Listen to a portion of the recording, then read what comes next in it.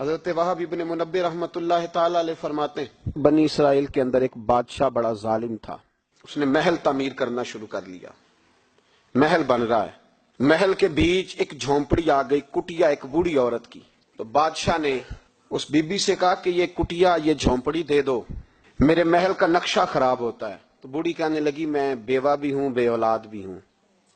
جب میں بیاہ کے یہاں آئی تھی تو میرے ابا نے کہا تھا بیٹی تیرا جنازہ نکلنا چاہیے, تو چلو میں پکا ہوا پھل ہوں, تھوڑا وقت رہ گیا ہے, مر جاؤں گی تو تمہارا ہی ہے, میرا کون سا قبالی وارث ہے, چلو زندگی کی جو سانسیں رہ گئی ہیں مجھے یہاں گزار لینے. بوڑھی منت کرنے لگی. بادشاہ نے کہا نہیں نہیں, تو پیسے لے اور ہمیں خالی کر کے دے جھونپڑی.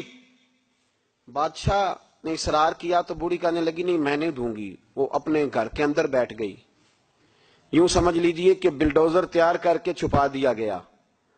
2 4 5 سپاہی کھڑے کر دیے کہ بوڑھی نے کو ساری زندگی گھر میں تو نہیں نہ بیٹھنا, نکلنا تو ہے نا باہر. جب نکلے نا تو فوراً اس کا مکان گرا دو, 2 4 5 10 مستری اکٹھے لگاؤ, دیوار بنا دو, جس طرح قبضے ہوتے ہیں. بوڑھی کچھ دیر تو چمٹی رہی گھر کے ساتھ, پھر اس کو نکلنا بھی تھا. جب اس نے سمجھا کہ امن ہو گیا ہے پھر وہ بوڑھی باہر نکلی. اور جب وہ گئی نا, جب وہ گئی باہر, چند گھنٹوں کے بعد واپس آئی تو جھونپڑی گری ہوئی تھی. گھر کی چھت کے تنکے ہواؤں کے ساتھ بکھرے ہوئے تھے. نیا مکان بن گیا.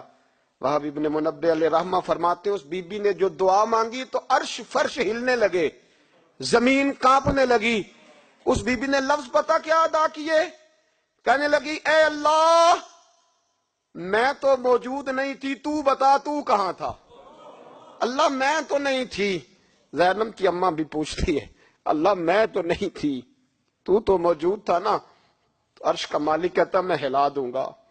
ذرا ان علماء کو, مشائخ کو, ان ارباب اقتدار کو دیکھ لینے دو, میری ڈھیل ہے میں انہیں ہلا دوں گا. کہتی اللہ میں تو نہیں تھی, تو کہاں تھا, تو بتا. رب کریم نے فرمایا جبریل دوڑ کے جا, دوڑ.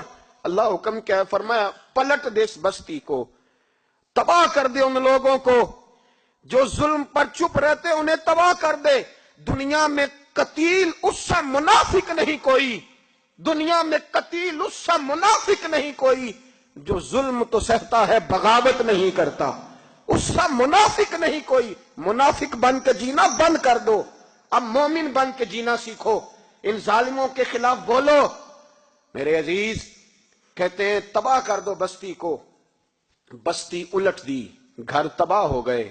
میڈیا چیختا ہے, کہتا ہے جی بڑا ظلم ہوا. اس کام میں سب سے زیادہ کردار اس برائی کو پھیلانے میں میڈیا کا ہے.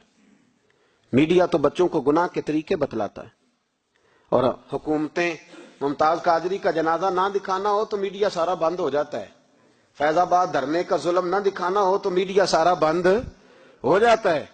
تو گند اگر دکھانا بند روکنا چاہیں تو گند رک سکتا ہے کہ نہیں رک سکتا. یہ پابندی, یہ ٹیکنیکلی زمانہ ہے.